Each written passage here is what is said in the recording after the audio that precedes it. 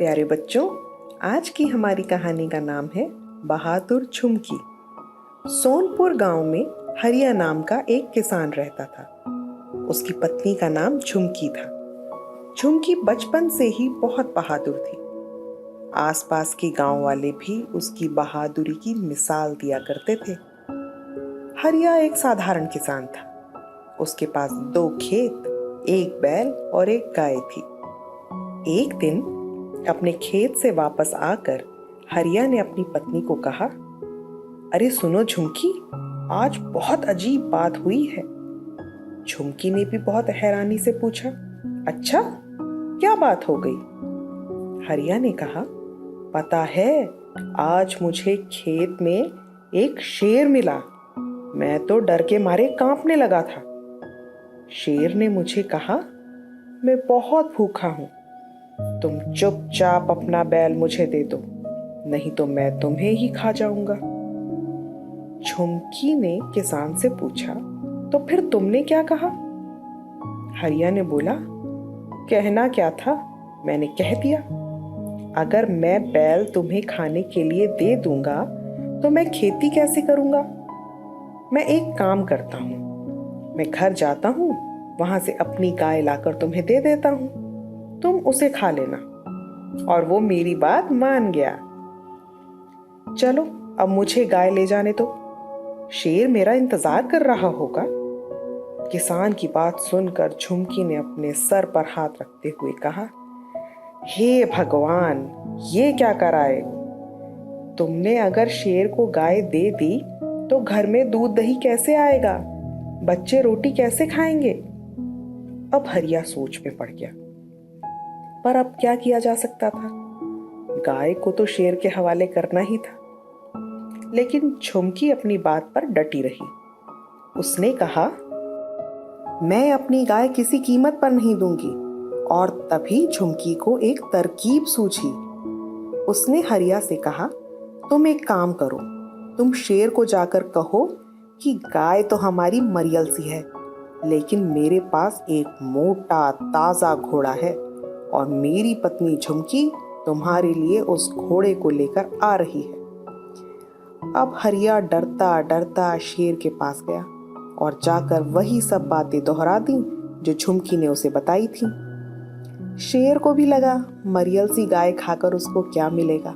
मोटा ताजा घोड़ा खाऊंगा तो कई दिनों तक चैन मिलेगा।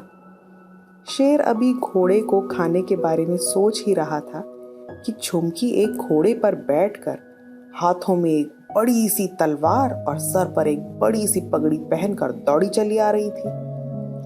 और किसान और शेर के पास आते ही जोर से चिल्लाई, अरे किसान, तू तो कह रहा था कि तूने 4 शेरों को फंसा रखा है मेरे नाश्ते के लिए, पर यहाँ तो एक यही मरियल शेर है, इससे मेरा पेट कैसे भरेगा? पर चल, कुछ नहीं होता, आज मैं अपना नाश्ता इसी से कर लेती हूँ, बाकी बाद में देखेंगे। इतना सुनते ही शेर डर के मारे कांपने लगा। उसे लगा अपनी जान बचाने में ही फायदा है। झुमकी और हरिया को बातों में लगा देख शेर चुपचाप वहां से भाग गया। शेर को भागता देखकर झुमकी ने हरिया से कहा, देखी मेरी हिम्मत, तुम तो हमारी गाय को भी शेर को खिलाने वाले थे और यहाँ तो मैंने शेर को ही भगा दिया। हरिया भी झुमकी की हिम्मत की तारीफ करने लगा। दूसरी ओर शेर की आंतें भूख से कुलबुला रही थी। उसे समझ नहीं आ रहा था कि वे क्या खाए। तभी पास की झाड़ियों में उसे एक भेड़िया नजर आया। भेड़िए ने शेर से पूछा, क्या हुआ महाराज, आप बहुत उदास दिखाई दे रहे हैं? शेर ने भेड़िए से कहा, कुछ मत पूछो भाई, बहुत मुश्किल से जान बचाकर वापस आया हूँ। ऐसी राक्षसी से पाला पड़ा था जो रोज सुबह 4 शेरों का नाश्ता करती है। भेड़िया शेर की बात सुनकर हंसने लगा, क्योंकि उसने झाड़ी में छुपकर सारा तमाशा अपनी आंखों से देखा था। भेड़िया बड़े प्यार से शेर से बोला, महाराज, जिसे आप राक्षसी समझ रहे हैं वे और कोई नहीं, उस किसान की पत्नी झुमकी है, और वो नाश्ते में सुबह 4 शेर नहीं खाती। इस बार आप मेरे साथ कोशिश करिए, अगर आप गाय का भोजन ना कर पाए तो मेरा नाम भी भेड़िया नहीं। भूखे शेर को भेड़िए की बात में दम लगा, पर उसे झुमकी का भी डर था। उसने कहा, सुनो भाई भेड़िए, एक काम करते हैं, क्यों ना हम दोनों अपनी अपनी पूंछ आपस में बांध लें। इससे मुझे भी सहारा रहेगा और तुम्हें भी सहारा रहेगा। भेड़िया शेर की बात मान गया। अब दोनों अपनी पूंछ बांधकर खेत की ओर चल दिए। शेर और भेड़िए को एक साथ देखकर हरिया फिर से हक्का बक्का रह गया, लेकिन झुमकी इस बार भी नहीं घबराई। भेड़िए और शेर को एक साथ देखकर वो जोर से दहाड़कर भेड़िए से बोली, क्यों भेड़िए, तूने तो वादा किया था कि अपनी पूंछ से बांधकर 4-4 शेर लेकर आऊंगा, लेकिन ये तो एक ही शेर है और वो भी इतना मरियल, मेरा पेट कैसे भरेगा। इतना कहते ही झुमकी ने अपनी तलवार लेकर शेर की ओर बढ़ाई। झुमकी को देखकर शेर के हाथ पांव फूलने लगे और वो बिना सोचे समझे खेत से निकलकर दूसरी ओर भागने लगा और अपने साथ साथ भेड़िए को भी खींच कर ले गया।